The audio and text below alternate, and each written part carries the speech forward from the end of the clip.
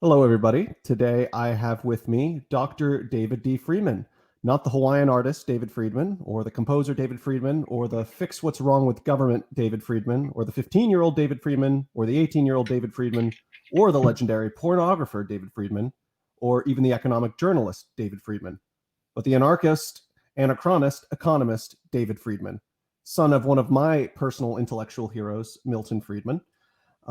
David Friedman is the author of multiple books. He is a prominent anarcho-capitalist scholar and legal theorist, and also a novelist. How are you doing this afternoon, Dr. Friedman? I'm doing fine, thank you. So, just have a couple of questions for you today. I know you're probably a bit short for time, but figured I'd pull a couple that would generally pique both your interest, my audience's interest. So, whenever you're ready, we can get started. Sure. So could you start by explaining a little bit about yourself and the kind of work that you've done over the years as a political scientist, an economist, and as a legal scholar? I started out by getting a doctorate in theoretical physics, decided I was a better economist than a physicist, and switched fields. Spent a fair while at the Public Choice Center in BPI. My first published economics journal article was an economic theory of the size and shape of nations, in which I attempted to explain features of the map of Europe from the fall of the Roman Empire to the present. So it was a fairly ambitious project, but I'm still fond of it. If people are curious, you can find it webbed on my website. Okay. Definitely something I'm interested in. A lot of my audience are history buffs too, so that should be exciting. At some point, I met Jim Buchanan, who was running the Public Choice Center at BPI. Another one of my heroes. He and Gordon Tullock were in the process of inventing public choice theory. And since, in effect, my Size of Nations piece was a independent thing along the same lines, it turned out we were interested in very similar things. So he invited me to come to BPI as an assistant professor of economics. And Tullock used to say that he had published more pages in economics journals than he had been assigned in all of the economics courses he had taken. And I told him that I achieved that with my first page. And if you knew Gordon, you would know that it was always a good thing to be able to get back at him with that sort of thing. He was quite a lot of fun. But in any case, so I spent time there. Eventually, I got into an exchange that was going on between Gary Becker and George Stigler at Chicago and Judge Posner and Bill Landis at Chicago, Economics Department versus Law School, over a proposal by Stigler and Becker, who had argued for a system in which, instead of having police be employees, the police would in effect get the fines that the criminals paid. Okay. Their argument being that the current system is not incentive compatible, that the evidence that will get you to jail is worth more to you than it is to the cop, and therefore we have to avoid transactions between cops and police, between cops and criminals. And the simple solution is, if the fine you pay is what the cop receives, he has no incentive to take a bribe. But in any case, they wrote an article along those lines.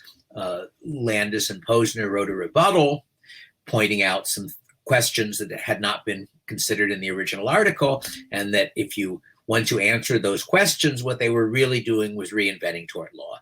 Because after all, in tort law, the victim has a claim, he gets a professional lawyer to prosecute the claim, and eventually the tortfeasor pays a damage payment which goes to the victim. So that looks rather like what they were saying. And I got interested in that in part because I thought I knew of a historical society in which, in effect, tort law had swallowed criminal law, in which criminal cases were all privately prosecuted, namely Saga period Iceland. So I wrote one article in which I tried to figure out everything I could about how that system worked.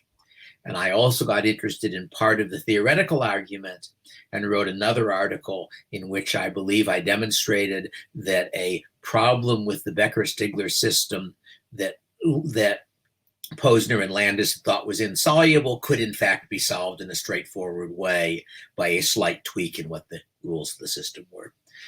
And I submitted those articles to Chicago journals published in Chicago, and they were both accepted. and Landis and Poe. At some point I got back the text of one of the two with the referee's comments, and the referee in his comments referred to the Landis and Posner article as "we," which I think told me who one of my referees was for that. But in any case, they invited me to come to Chicago and argue with them at closer range. So I came on a 1-year faculty fellowship position. I was in the business school at Tulane at the time, teaching economics.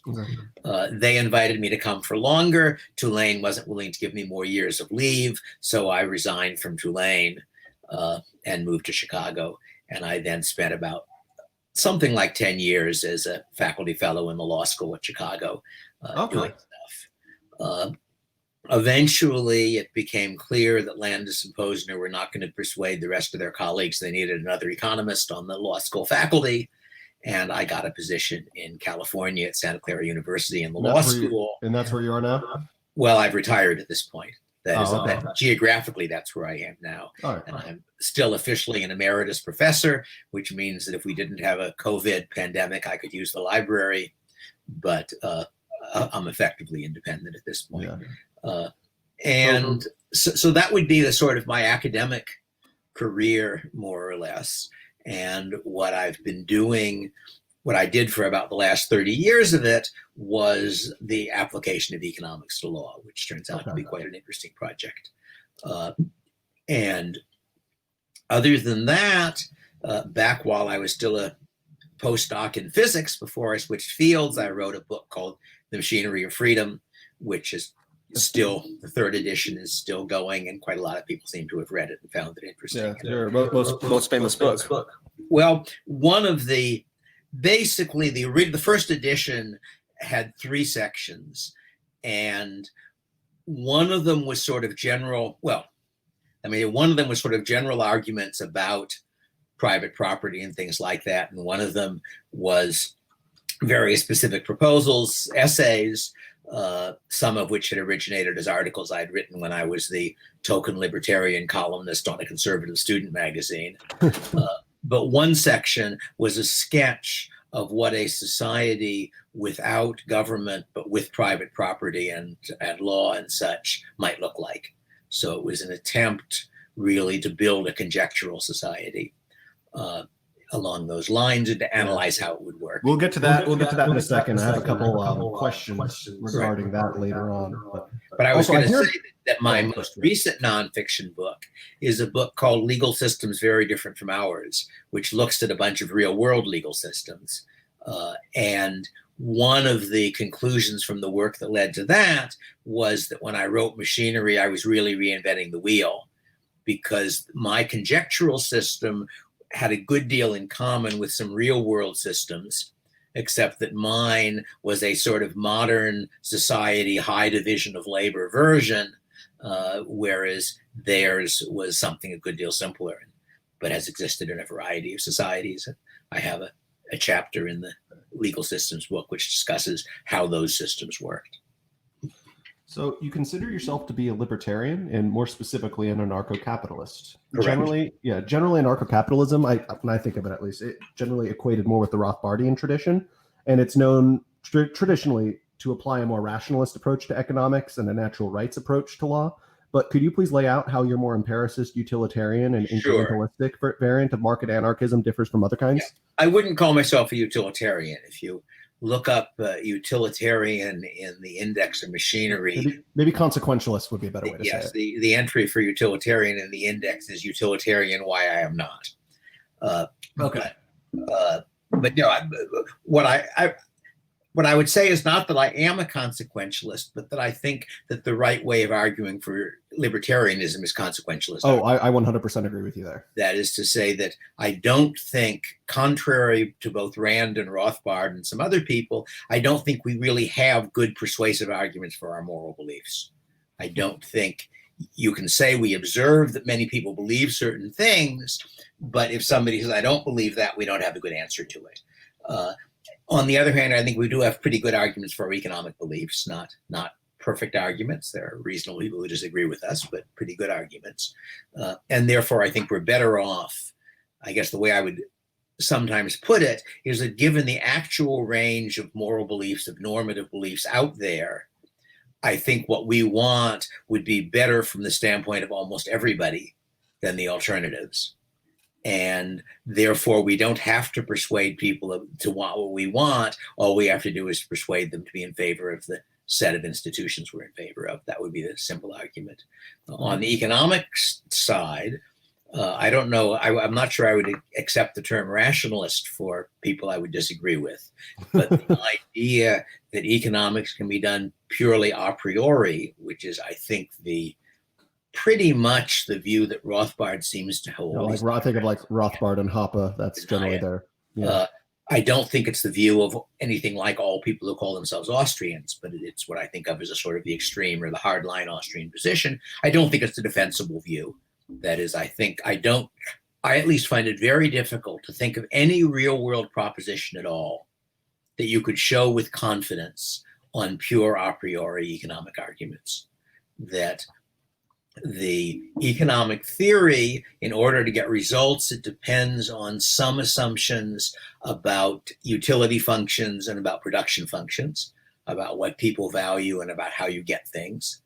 And it's hard to think of, I find it hard to think of any real world proposition we'd like to argue for that you could really show was true without looking at any facts. Because you can always take the correct theory and then make assumptions about what people want or how you produce things that would reverse the conclusion. And my example I used to use for that was the minimum wage. Mm-hmm. I used to say that the claim that increasing the minimum wage would reduce employment for low-skilled workers, although a very, very plausible claim, is not a provable claim a priori, because I said you could imagine a world where the people who bought the kinds of goods that low-skilled workers produced had a strong aversion to buying things made by people who got very low wages. And the result was that if you put in a minimum wage, they then know that those things are being made by people with what they consider good wages, so they're more willing to buy them, and that increases the demand for them. And that was my old example. It involved a rather implausible assumption about people's utility functions, but not impossible. But it turns out that I was wrong, that there's a better argument, that there's an argument that was really made, though not one that I agree with. And that's the argument that Card and Kruger made, which is that if you apply perfectly straightforward economics, but you assume that the employers of the low-skilled workers are monopsonists, in a given area, a single employer, then ordinary economic arguments tell you that the monopsonist, just as it pays a monopoly to charge a price above marginal cost, so it pays a monopsonist to offer wages below marginal product. If you then push the wage up, the monopsonist raises the wage and ends up hiring more people, not fewer. And that depends on an assumption now about production functions, ultimately not about utility functions, that they're features of that particular industry such that you have very small numbers of employers, or such that employees are very immobile, so they're stuck in one small town or something. And in that world, it seems to me it is entirely possible that raising the minimum wage would make people better off rather than worse off. So it turned out I wasn't being sufficiently ingenious in thinking about why the obvious conclusion might be false. But I think you can do that with pretty much anything. That is, I find it very hard to think of any case where you can say with confidence, if you do X, Y will happen, without any real world facts at all, based only on theory. So that would, and I think what I regard as the right way of doing economics is that you use your theory to create plausible conjectures, mm-hmm. and you then use those conjectures to make predictions, and you see if the predictions are true. You just answered one of my other questions too. So, so as a libertarian, briefly, why do you feel that anarcho-capitalism is preferable to, say, minarchism or classical liberalism? Yeah, I guess the basic answer is because I don't think there's any mechanism in either of those to actually make the government make the right decisions. So in principle, you can say, look, there's some small number of things which a government could do better than the market. So just restrict the government to that. But then that means you've got some mechanism. You've got a constitution or a court system or something which is doing the restricting. The government has got its own internal logic. That's what public choice theory is about, as it were. The political system does. And I don't think you can, I don't know of at least any way of predictably getting governments to do the right things. That one way I sometimes put it on the specific case of law is that we expect governments, if governments produce cars are likely to not last very long and not get very good mileage. And similarly, if governments are in charge of producing food, we might have famines, or at least expensive food. What about if governments are in charge of producing laws? Producing laws, as anybody who's seriously studied law knows, is not a trivial problem. That it's very easy to make sort of general statements about nobody can initiate coercion, but actually deciding what that means is hard and complicated, and deciding what you do about it and what rights do you have against somebody who has violated your rights and so forth. And there's no reason to expect a government to get it right, nor do I think does our government consistently get it right. On the other hand, the argument I make in Machinery, in the first edition, and I then expand, I go into greater depth in the third edition, in the additional material, is that in the anarcho-capitalist system, the law itself is being produced on a market. And on that market, there is an incentive to produce a law that people want to live under. And I should say, one of the ways in which I think I disagree with Rothbard, I may be wrong, but as far as I understand his views of the subject, is that I think he expected the law to be invented by libertarian philosophers, maybe legal philosophers. They figure out what the law ought to be, and then everybody follows it. And I don't think that's a very plausible model, because in his system, as in mine, you've got lots of private courts. The private courts are going to decide how to interpret the law or what the law should be on the basis of what will make them money, not on the basis of what a philosopher tells them. And as far as I know, Rothbard and his people have never really given us any good reason to think that the best philosophical law is what they'll choose. And furthermore, if you actually look at libertarians arguing, it's clear that there isn't a straightforward, compelling argument for just what libertarian law ought to be. We observe that practically all libertarians, with maybe the exception of me, know what abortion law ought to be. It's just that 2/3 of them think that abortion obviously should be legal, and 1/3 think it obviously shouldn't be legal. Similarly, with intellectual property law, that as best I can tell, Rand thought that copyright law was the most defensible form of property right, because after all, you'd created this out of your head without using anything else. Whereas lots of other libertarians think, no, intellectual property law is obviously a violation of rights, because I've got this book in my hands. Why can't I copy it? So I don't think. First, I think it's optimistic to think that you would ever get libertarian legal philosophers providing the compelling arguments. And if they did, I don't see any reason to think people would follow them. Whereas in my model, there is no single legal code. There are courts which are in effect competing on their legal code, and you have incentives not identical to an ordinary market. It's a little more complicated. I discussed that in some detail in the third edition, but you have incentives to generate good law. So just as I want food to be produced on the market, I want law produced on the market. So I guess that would be the basic, from my standpoint, the basic argument. Now, Rothbard has an argument. One of the things that he wrote somewhere that I like, when he says that people claim that anarchy is a utopian idea, but we know limited government is a utopian idea because we've tried it. That if you look at the U.S. Constitution as of the time it was written versus the U.S. government as it now exists, that was setting up a limited government with all sorts of restrictions. Didn't work. That would be his argument. I think on that one, it's a good line. I would agree with that. But what would you say the greatest flaws are with our modern legal system, and how would we best be suited to fix the system itself? And additionally, what's the best way to actually go about privatizing the system as a whole? Yeah. There are lots of things wrong with our present legal system. One of them, there are obvious ones, like the fact that, like drug laws and civil forfeiture, but there are some less obvious ones. The legal rule on liability for killing somebody in effect treats his life as of no value.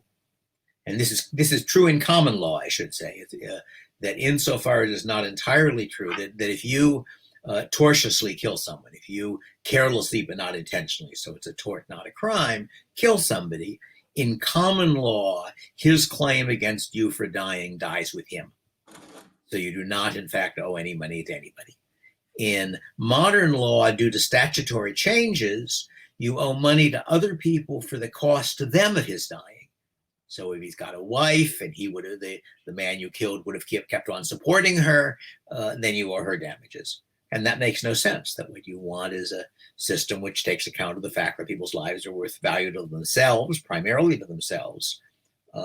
And then, I mean, there are further things that you could improve on that. I've got a discussion in some of my books of how I want that to be handled, but that would be one example.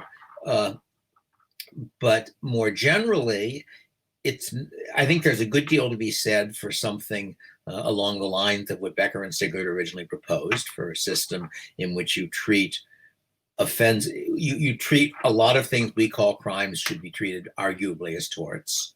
So there's a fairly complicated question of how you divide torts from crimes and whether you should. What other things? I don't know. It could be a long discussion. One of my proposals, which I actually claim to have borrowed from Saga period Iceland, is making tort claims marketable. So if you dent my car, and I don't have a lawyer or know who a good lawyer would be, but I figure it's a case where you ought to owe me damages for $500, I should be able to simply sell that claim to a law firm, which would pay me a fixed amount of money, and then they prosecute the claim. Oh, that's interesting. There are a bunch I've of never ways. heard that before.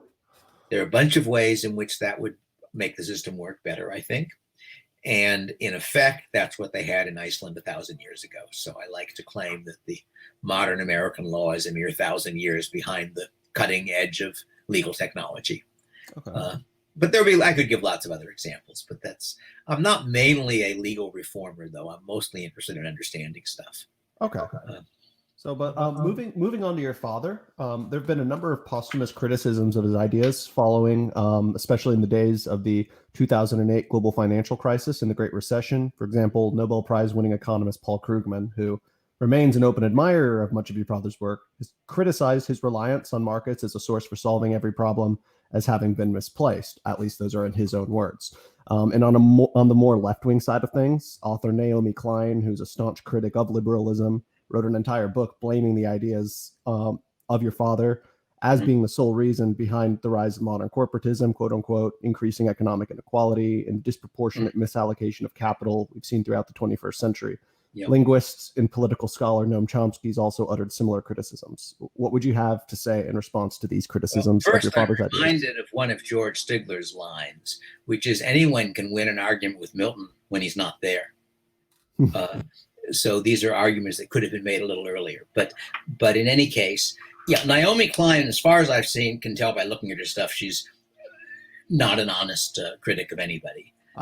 She reminds me kind of Nancy McLean, who did the whole smear on James Buchanan. If you're I'm pretty sure, if I'm not mistaken, I may be confusing her with somebody else, but I think that there was something she wrote on someone else, in which her factual claim was inconsistent with facts that were in one of the books she claimed to be one of her sources. And I may be confusing her with someone else.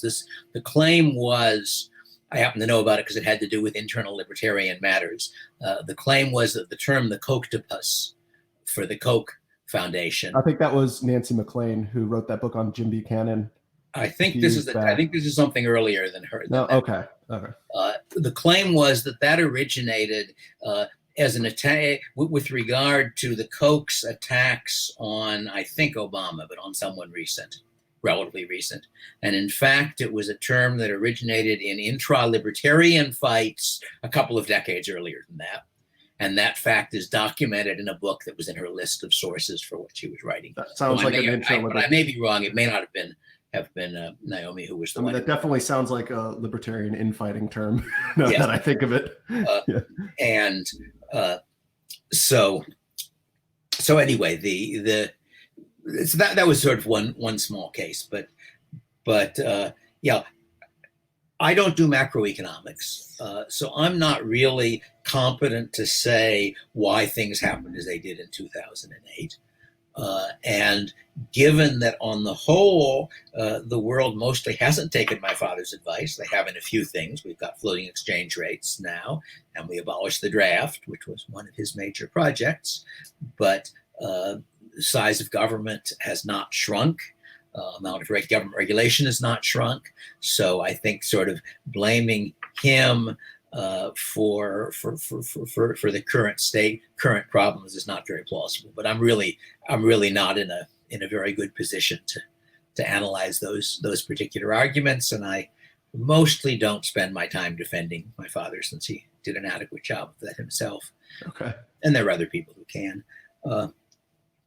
but yeah, no. Krugman is a different case. My impression is that Krugman was a respectable academic economist, but he decided to become a public intellectual instead. That's exactly my assessment of him too. The particular thing that his particular claim, I'm trying to remember because there was one claim, oh yes, right. He claimed that my father was being dishonest in blaming the Federal Reserve for the Great Depression. And his argument was that my father's claim was the Fed should have done X and didn't. And because they didn't do it, the Great Depression happened. Well, if the Fed hadn't existed, it couldn't have done X either. And the trouble with that is that that's ignoring incentives, which an economist should be aware of. The existence of the Fed, which was supposed to be set up as a lender of last resort, meant that banks had an incentive to behave differently than they otherwise would have. And if you go back to the pre-Fed period, you find that when there was a run on banks, the banks had mechanisms of their own to try to deal with it.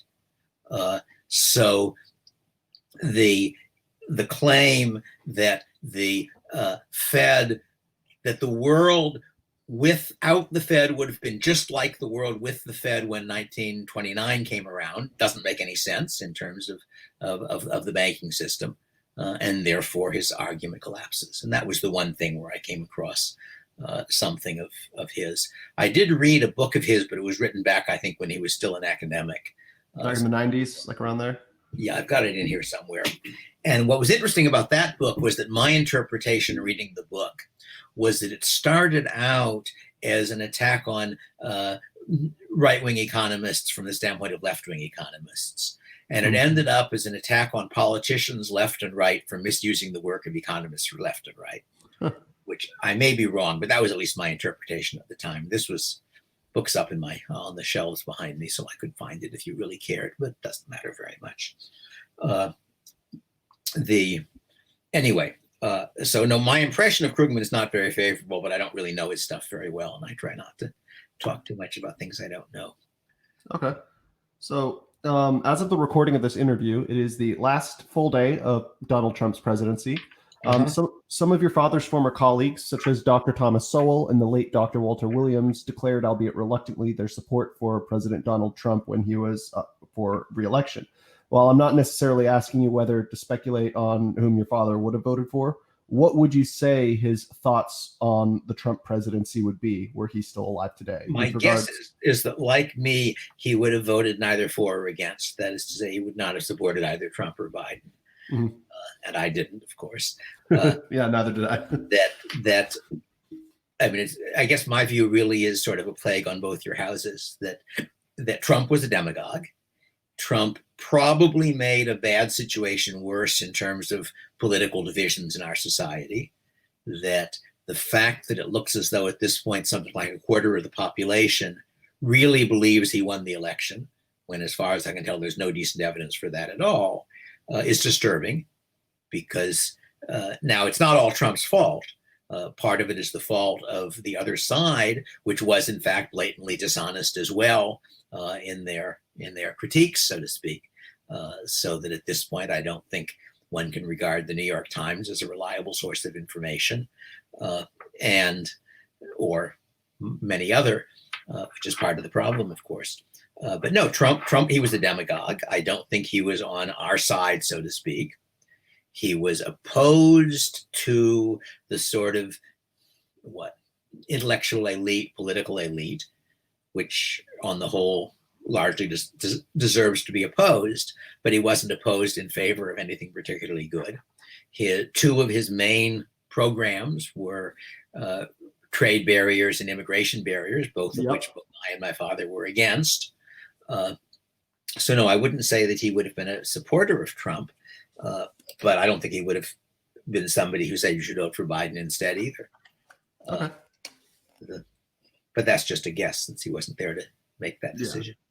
So moving on from the realm of politics and economics, you're also both a writer and a massive reader of speculative fiction, high fantasy in particular. Who would you say your primary literary influences are, and what are your favorite series? My favorite series at this point, which I've now read 3 or 4 times, is the Foreigner series by C.J. Cherryh. And I don't know if you've read any of them.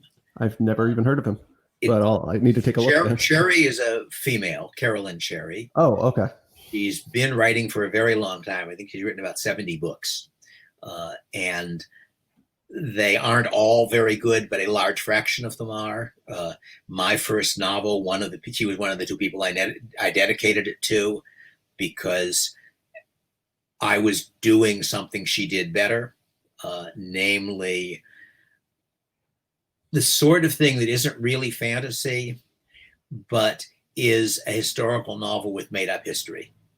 Okay, So I know. I know. Societies which are based on real societies, but are sort of a blend. I think her book, The Paladin, which I was thinking of, I think the environment is more medieval China than medieval Japan, but it's sort of a mix of those two. Okay.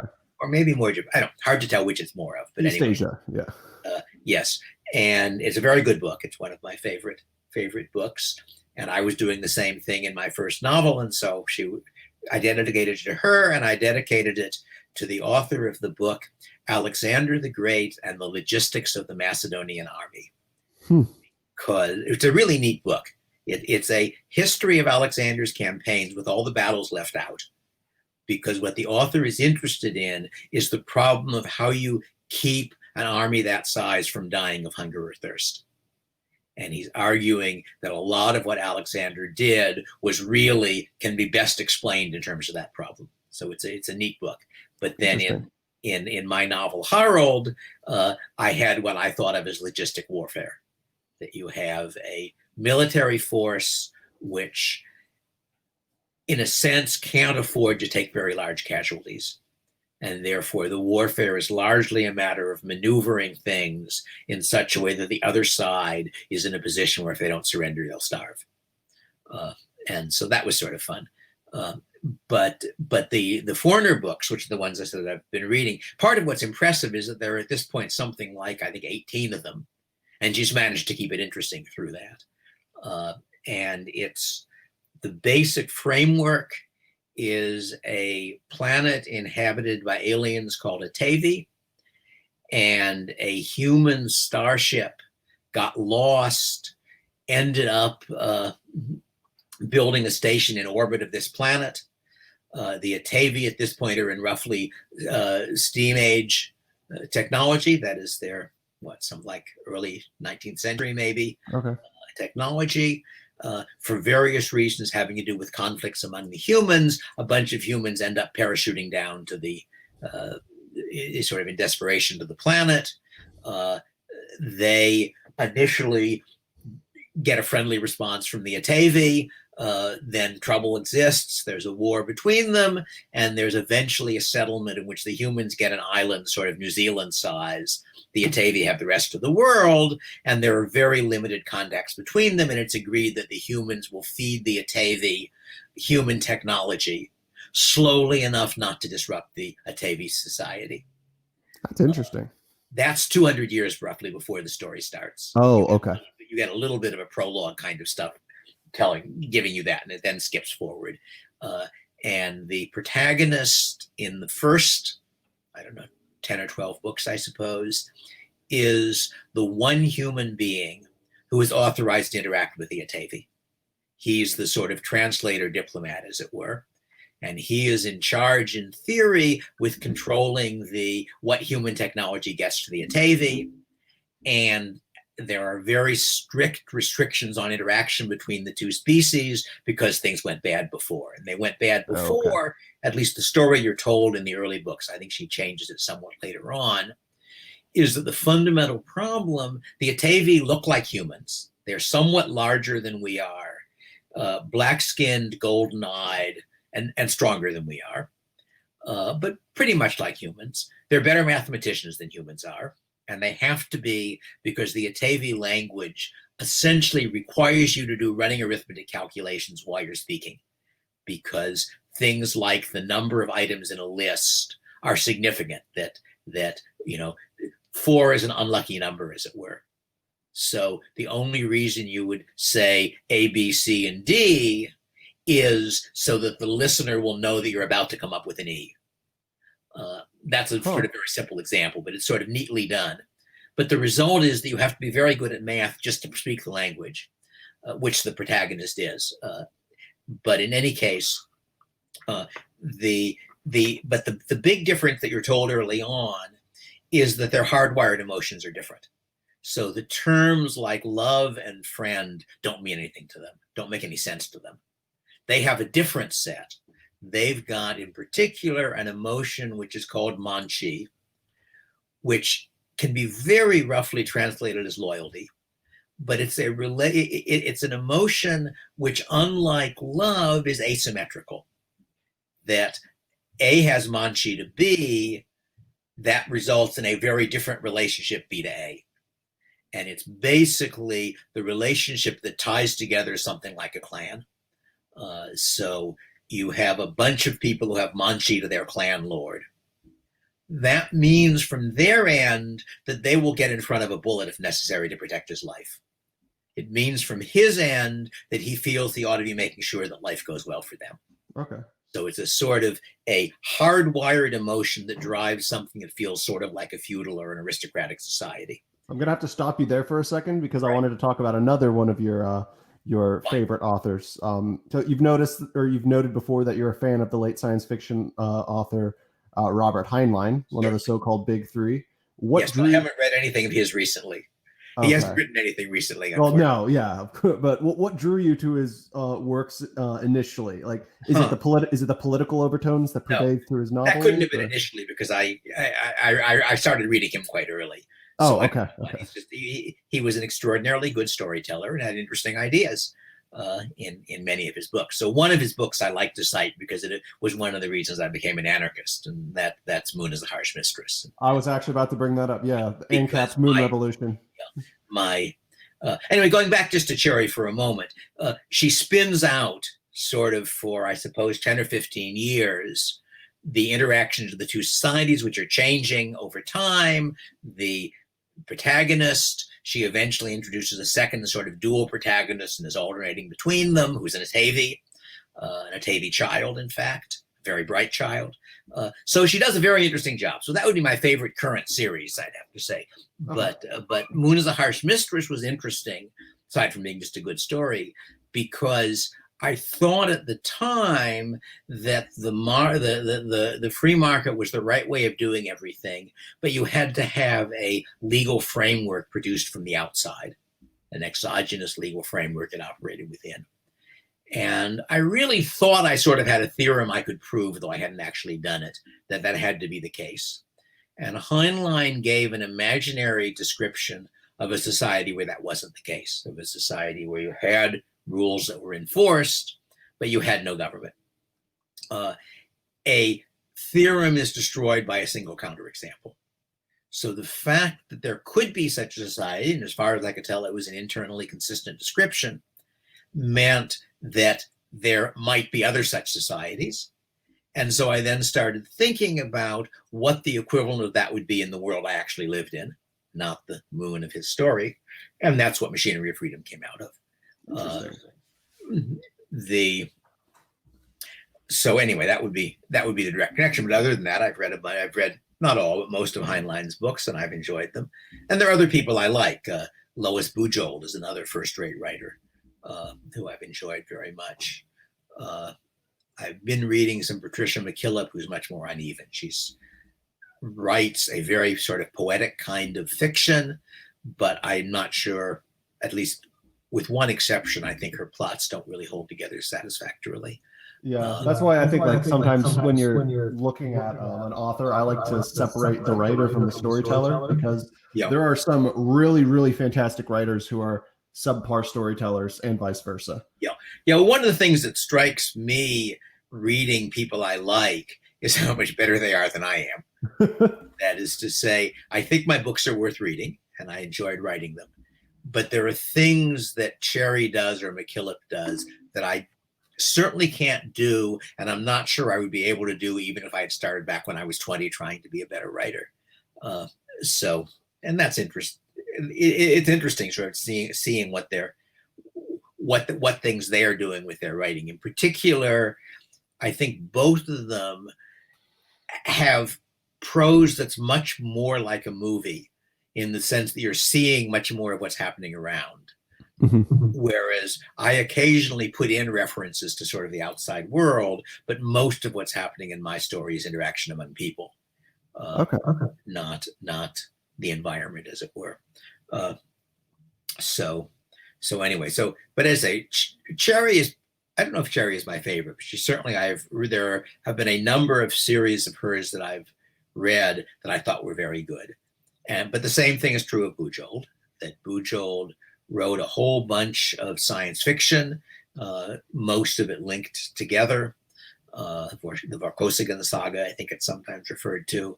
She also wrote some fantasy, all of it set in the same world, but in different places and different times. So it's not very closely linked together, except that there is a religion which involves real gods, and gods are the same in all times and places in that, but the people aren't. And the first of those was a book called Curse of Chalion, which is spectacular, but its sequel was pretty good. The third book was all right, but not that good. But then she's been writing some other stuff in that world, which I've been enjoying quite a lot. So I guess Cherry and Bujold would probably be my favorite people who are still writing. But Werner Vinge did interesting things. I actually know him, and he's a libertarian. Okay. There's some recent stuff. I'm trying to remember. I've corresponded with the author, but the first book in the series was called Torch Ship. I think Torch Ship. That's appropriate. There are 3 books in the series: Torch Ship Captain, I think, and I forget the third one. And he actually reminded me a bit of Heinlein. He's also a libertarian, but he's also very interesting. And he wrote 3 books in that series, which I read at least twice each, which is sort of the evidence that I think they're good. And he then wrote a fantasy series, which I thought was not as good, but he's now in the process of putting out a different science fiction series in a different world. And I've read the first 2 books of it, and I think they're not sure if it's as good as Torch Ship, but it's good. It's quite a lot of fun. I ought to be able to remember his name, but if you look up Torch Ship on Amazon, that'll find him for you. The other people, and there are a bunch of other people who for one book or another I thought were really neat. Melissa Scott has done some neat things. I'm pretty sure Melissa Scott did 5/12 of Heaven, which is this neat science fiction bringing in stuff from classical antiquity. So it's sort of magic somewhat as it was believed to be in classical antiquity, being mixed up with science in a future science fiction world in interesting ways.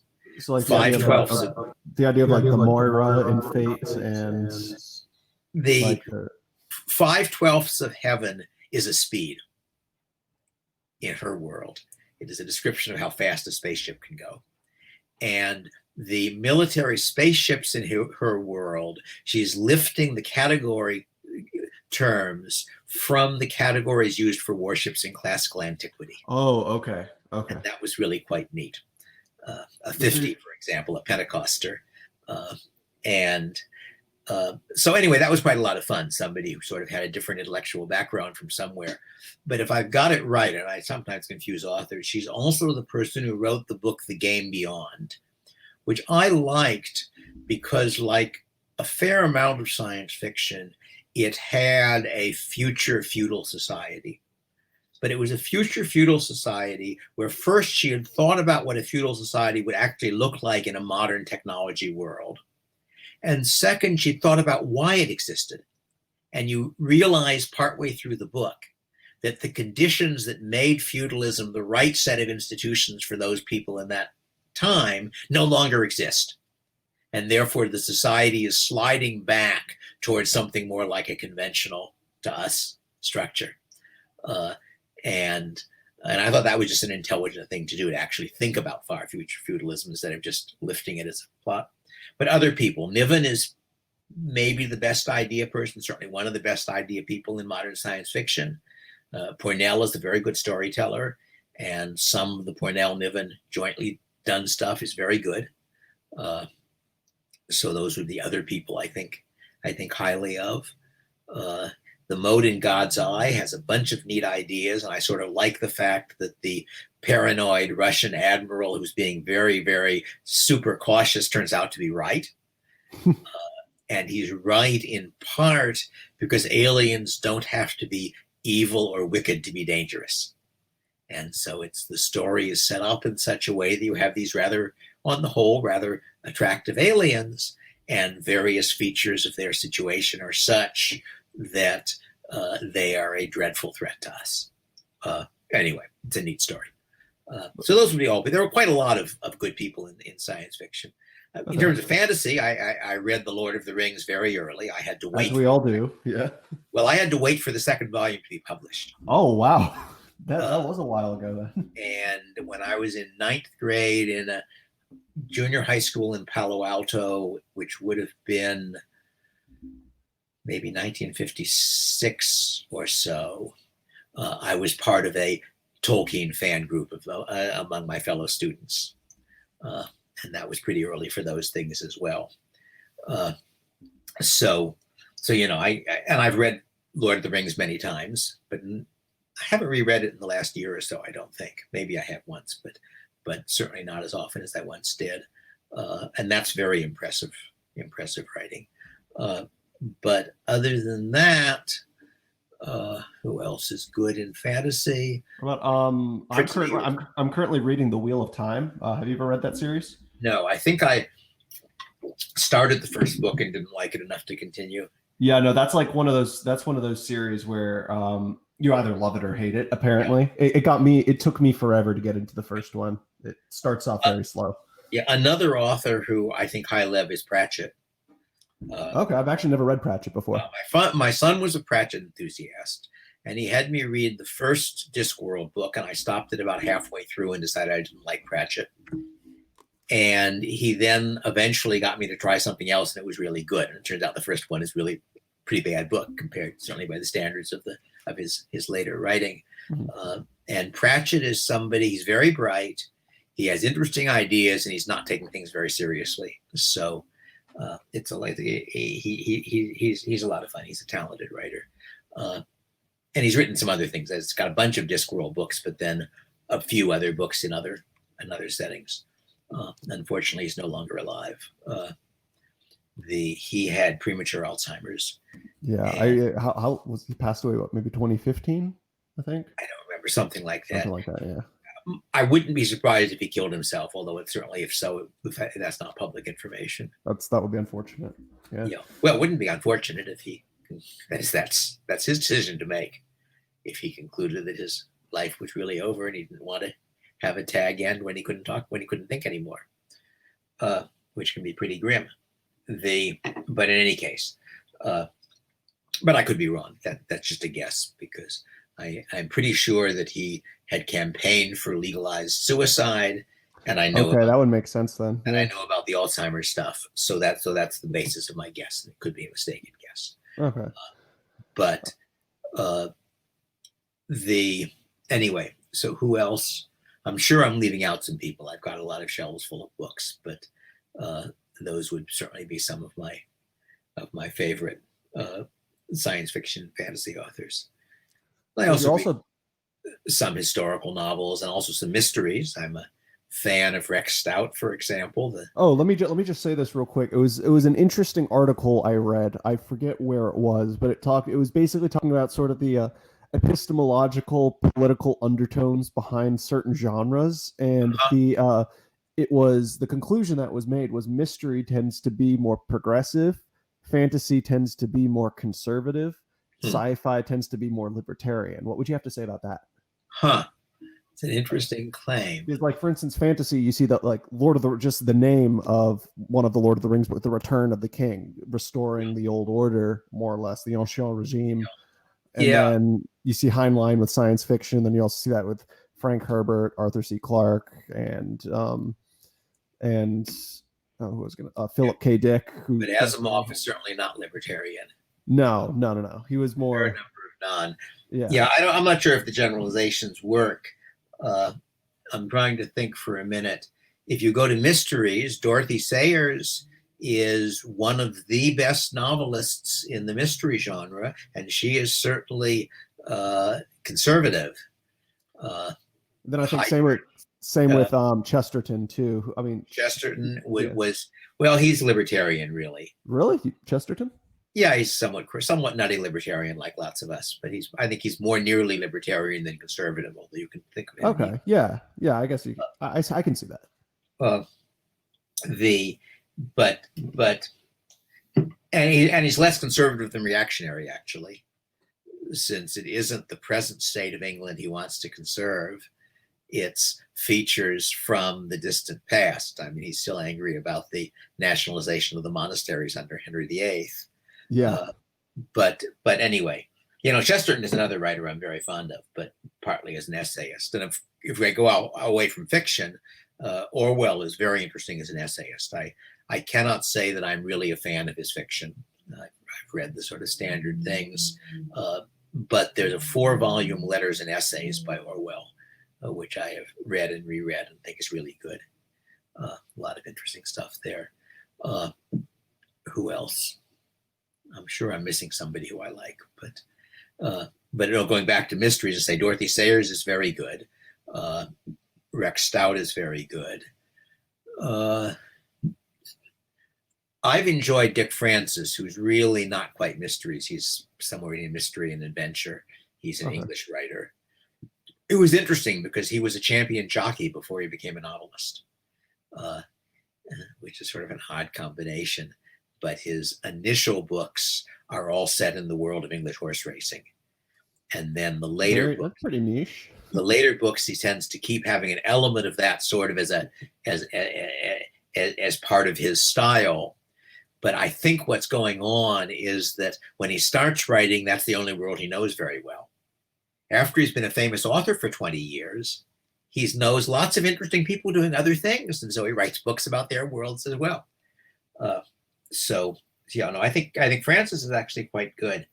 That's interesting. I wonder if, I think you could argue that he is a conservative.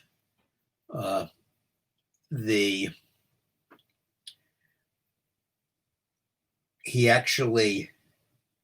has one book where one of the themes is basically the prejudice against rich people. Interesting. Yes. The protagonist is an inventor of toys. He's more or less working class origins, but at this point quite wealthy. He basically designs toys and then licenses them manufactured to other people.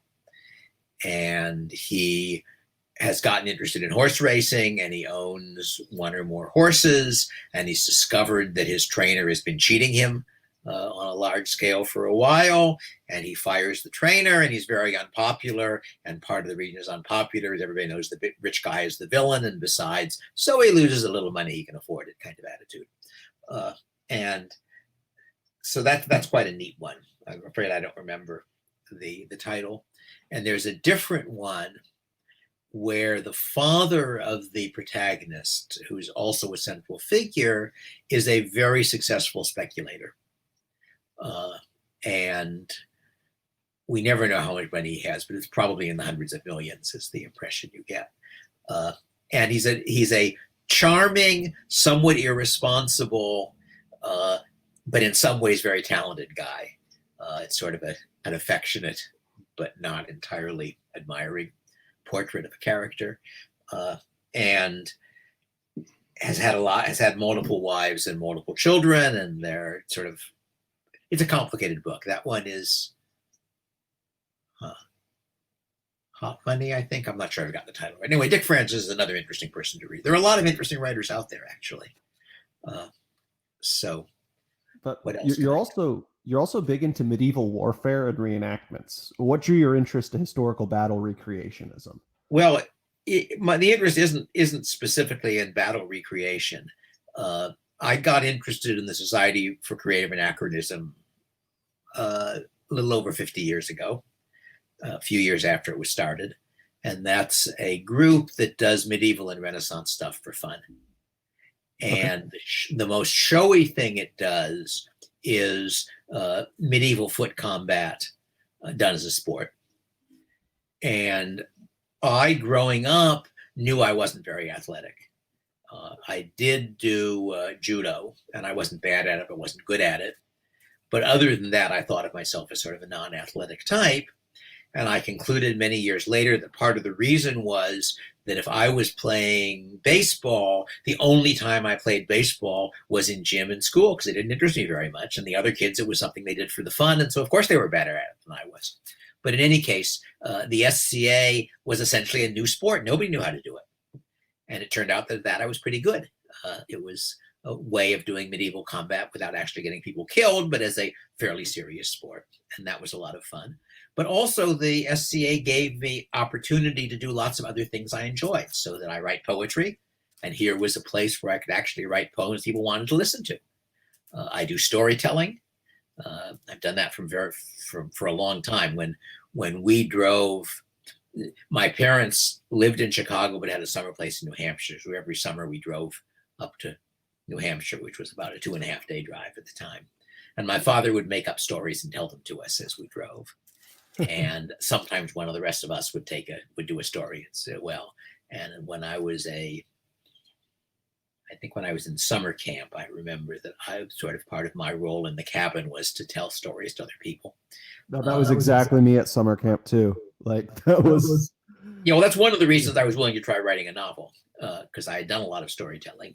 And in the SCA, I do period storytelling. I'm not inventing the stories. I'm taking stories from period sources, putting them in my own words and telling them for entertainment. And I enjoy doing that.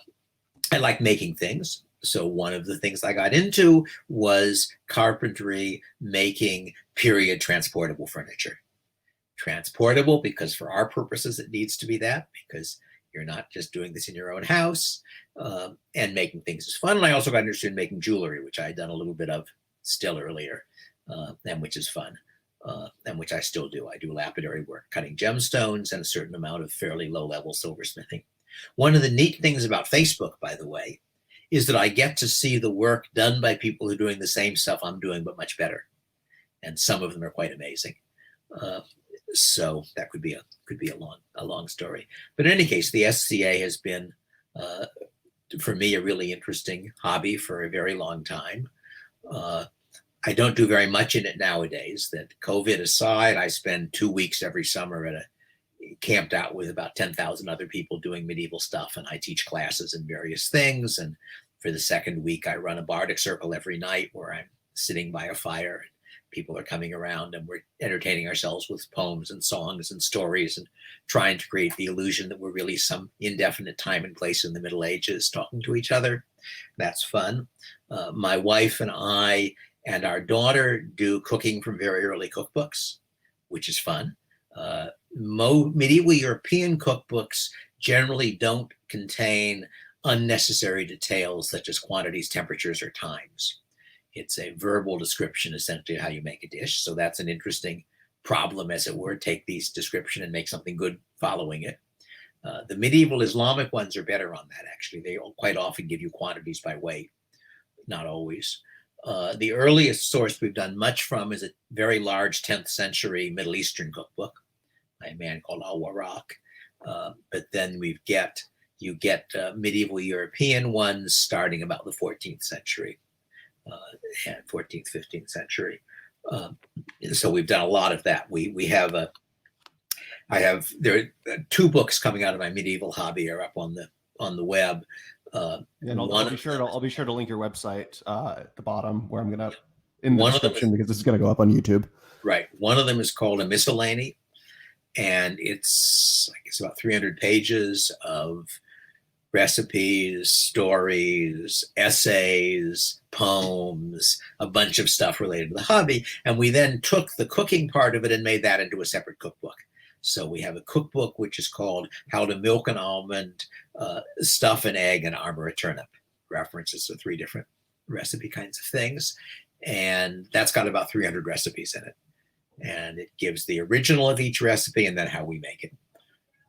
So that's one of the things that we've done coming out of the SCA involvement that that we've been in. But as I say, I don't, other than we still do the cooking, I still make jewelry and such, but in terms of actual involvement, I haven't been very active. I stopped fighting about maybe 5 or 6 or 7 years ago. I just decided that I was old enough that it was too much of a risk of injury, so that I wanted to keep doing it. The last time before this 2-week thing, I hadn't been fighting for a while, so I went to a fighter practice and I slipped and strained my leg and was limping for the next few weeks. And so I didn't do any fighting at Pensick that year, and I decided it was about time to quit fighting. You think you're going to start going back to it again after COVID ends? I'll go back to Pensick, but not to fighting. Oh, yeah, that's what I mean. Yeah. Oh, yes. I expect almost certainly, Pensick is in August, and my expectation is that by August 1st, we will all have gotten vaccinated, and probably the number of people who either are vaccinated or have had the disease is going to be high enough so that by August, the total number of cases will be very low. So my guess is that by August, they'll be able to start that sort of thing again, though I'm not positive. But we didn't have it this year, obviously. I heard you were a king once. Would you care to tell that story? 4 times. 4 times? Well, would you care to tell about the 4 times you were king? Sure. In the SCA, the SCA is divided into kingdoms. And when I first got into it, there were 2 kingdoms, the East Kingdom and the West Kingdom. And I was in Chicago, and we started an SCA group. And there was at least one other SCA group being started in the Midwest. And so we were initially a principality of the Kingdom of the East, I believe. And we had a crown tournament. The way SCA kingdoms work is that you have a tournament fighting with medieval weapons as a sport, and the winner eventually gets crowned king. And he's then in every kingdom except the West, he then rules for 6 months. In the West, there are 4 kings a year, so it's 4 months. But other kingdoms, it's 6 months. And he fights for a lady who's crowned Queen of Love and Beauty, and she's the queen for his 6-month term. And we had a tournament, and since it was a principality, it was a principality tournament, but I won it.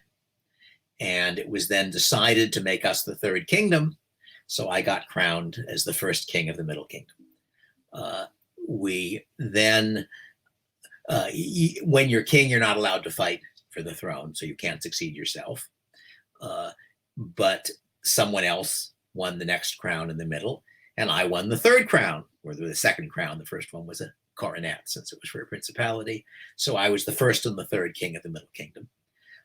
I then moved to the East Kingdom, and I had the idea that it would be fun to have a war between the East Kingdom and the Middle Kingdom. That's how the Pensick War originated. I sort of more or less set that up. I went back to the Middle Kingdom at Twelfth Night to visit in Chicago, and got the king, my then successor, the 4th king, to authorize me to declare war on the East. And I then went back to the East Kingdom, went to an event where the then king of the East was present, and gave a speech declaring war on him, and gave him a arrow that was the war arrow as the token. So that's what set off the Pensic War. There was then a crown tournament in the East Kingdom. Well, I was living in the East Kingdom, so I entered the crown tournament and I won it. So the result was that by the time the war happened, having declared the war on behalf of the Middle Kingdom, I actually fought the war as the King of the East, which is why people refer to that as the story of the king who declared war on himself, although it's not literally true because I was not, in fact, king of either kingdom when the war was declared. I had been king of the Middle before and king of the East after. So that was my third reign. And then I entered another crown tournament a bit later and won that one too. And so that was my fourth reign. So I've been king 4 times. On the other hand, I probably was never good enough to have been seriously competitive against the best fighters now, because the SCA was much smaller then and we didn't know as much about what we were doing. So I was certainly one of the top fighters in the sort of Middle and East, at least, for a period of, I don't know, 6 or 8 years maybe. And that was fun. But I did not take it as seriously as some people do in terms of the amount of work they do in training and such. And I also did not all that much enjoy being a king, especially various problems in the last reign. And so I have not entered any crown tournaments since, and I doubt I would have won one if I had entered one again. Well, it depends when. If I had entered one in the next few years after I was king, I would have been competitive, but much after that, I wouldn't have been. So you're also a big fan of wargaming, and so many of my viewers are going to crucify me if I don't take the opportunity to ask you this. But have you ever played Warhammer 40K? And if so, what is your favorite faction? I have not. Back when I was in high school, I played the Avalon Hill War Games, and I actually came across to some reference online to somebody who apparently is quite well known in the war board game community. He was one of the designer, I think, of the earlier games, who credits me with getting into it when we were both high school students, which I thought, I didn't remember that, but it's a believable story because I was playing those games, Tactics 2 and Gettysburg, 2 I remember best. But that was when I was in high school. And I haven't done much of that since I went to college. I've played a little bit of diplomacy, and I'm sure I've played a few other games occasionally, but I haven't really been seriously involved for a very long time for I suppose almost 60 years. Is that what sort of set you up to be interested in the medieval? Probably not. I'm not sure quite why I thought that was interesting, but I did. The medieval stuff seemed interesting to me early on, so I don't really know where that was coming from. I did when I was in college. I and somebody else were trying to design a World War II board game, but it never got finished. So at one point, I knew quite a lot about warships, in particular Japanese warships in World War II, but because we needed that information for the game. So I've got various ideas of alternate history things that could have happened if that my favorite scenario is that my understanding is that the reason the Japanese decided on the Pearl Harbor attack, and I may have this wrong, but I think it's right, is that their original plan was to attack the Philippines, draw the Pacific Fleet west into the Western Pacific and sink it. And that by the time of Pearl Harbor, they concluded that their Navy had gotten strong enough that we wouldn't play. That if they attacked the Philippines, we would wait until the Atlantic battleships came around through the canal, and they weren't confident they could take the combined Atlantic and Pacific fleets. So they attacked Pearl instead. My understanding is that at the time of Pearl, the US was still in fact operating under plans in which if the Japanese attacked the Philippines, the Pacific Fleet moved west to deal with them. And it would be sort of fun to set that up. Oh, the other kind of gaming I did do actually a good deal later than high school was Fletcher Pratt naval wargaming. I don't know if you've ever done that, but it's quite a lot of fun. I haven't done it for a long time. Never heard of it before. Fletcher Pratt was a fantasy author. Oh, okay. He was also, I think, a naval historian. And my understanding is at some point around during or a little before World War II, he and friends worked out a set of rules for naval wargaming designed really to see what would happen in battle in particular kinds of ships. And it's a fun game. You need a big flat space with an unmarked floor on it. You have model ships. I suppose the typical ship is maybe 6 or 7 or 8 inches long. Each player has one ship. So if it's a fleet action, you have multiple players. You're sort of standing behind your ship, moving it around on the floor under various rules. And the shooting is by estimating range. So that what you do is you say, oh, I've got a heavy cruiser. It's got 8 8-inch guns. They've got a range of 110 inches. I think that ship over there is about 100 inches from here. Well, if I was sure it was 100 inches, I'd make it 100.5 inches all call, which would mean all shells dropping in the same place. But that's dangerous because I could easily be a couple of inches off. So I'll make it 106 inches, 103 inches straight, meaning 1 at 103, 1 at 104, 1 at 105, 106. You then put out a tape measure, and the person at the other end of the tape measure puts inverted golf tees for splash marks where you've said your shells are falling. Red if they're hits, white if they're splashes. You then re-estimate his range for your next shot. Everybody moves, and you try to take account of how he's moved to figure out what the range is and do it again.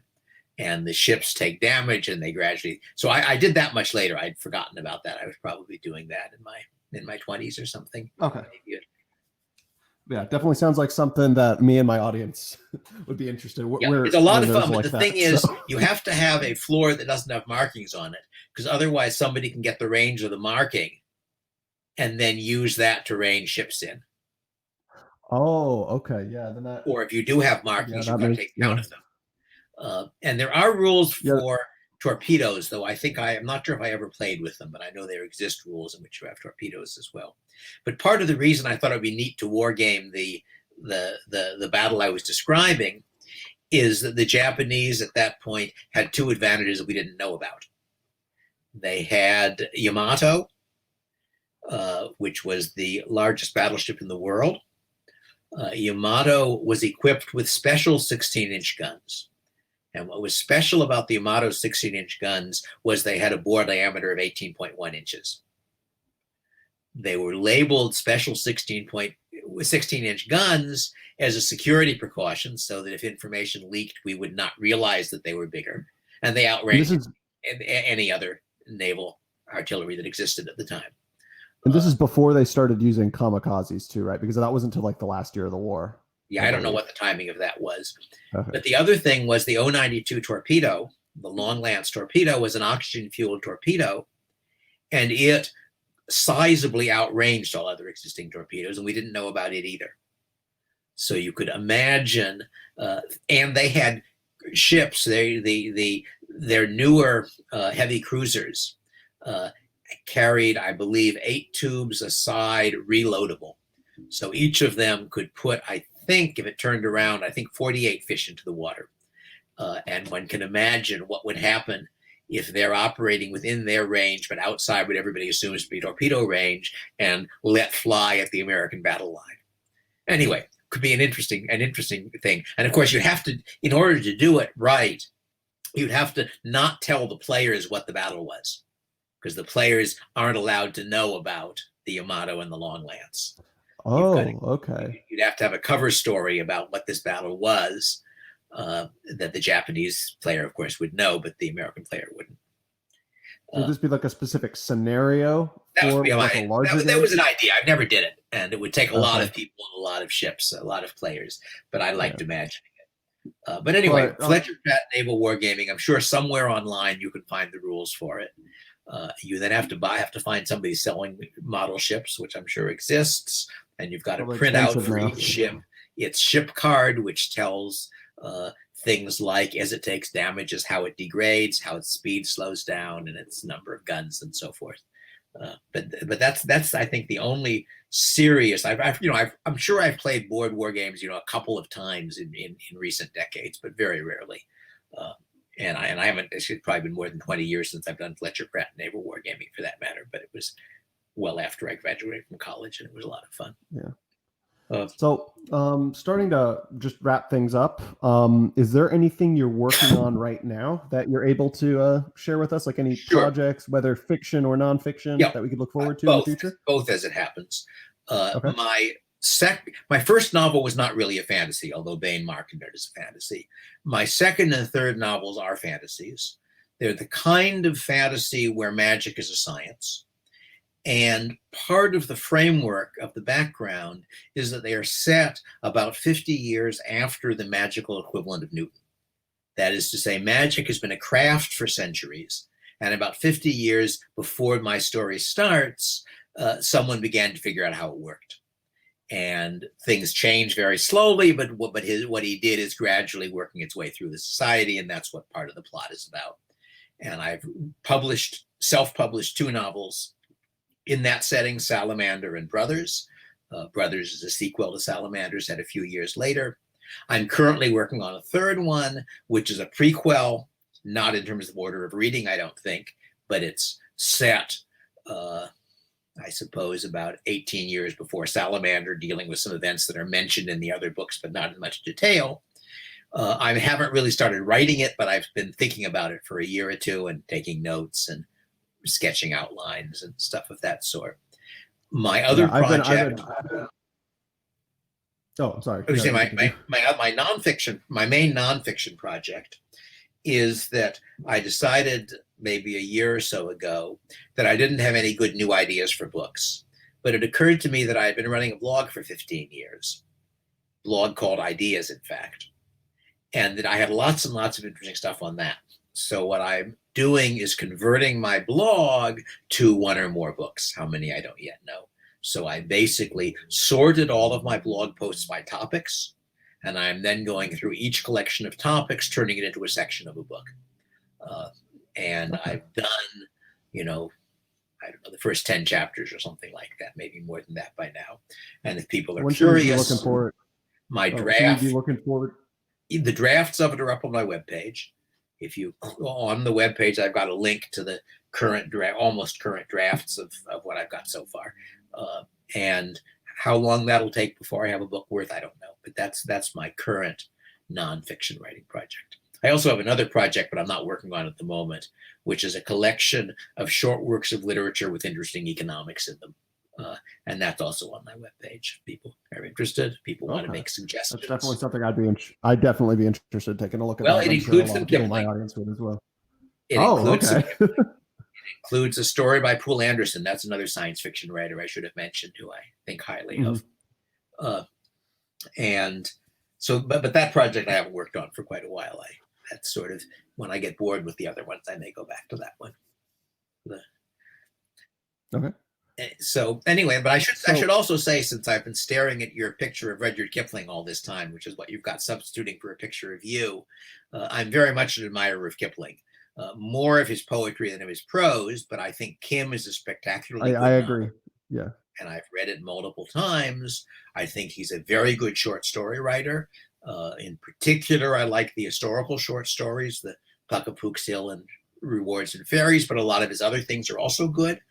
But he's a really, really wonderful poet, and I know a lot of his poetry and like a lot of his poetry. And of course, he does have, as you may know, have an anarchist poem. I did not know that. I always assumed he was sort of like a 19th century British style international liberal type.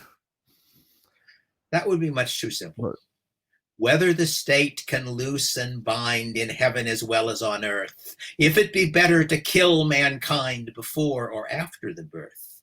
These are matters of great concern where state-kept schoolmen are, but holy state we have lived to learn endeth in holy war. Whether the people are led by the Lord or lured by the loudest throat, if it be quicker to die by the sword or cheaper to die by vote, these are things we have dealt with once, and they will not rise from their grave. But holy people, however it runs, endeth in holy slave. Whatsoever for any cause seeketh to take or give power above and beyond the laws, suffer it not to live. holy king or holy state or holy people's will, have no truck with the senseless thing, order the guns and kill, saying after me, once there was the people, terror gave it birth.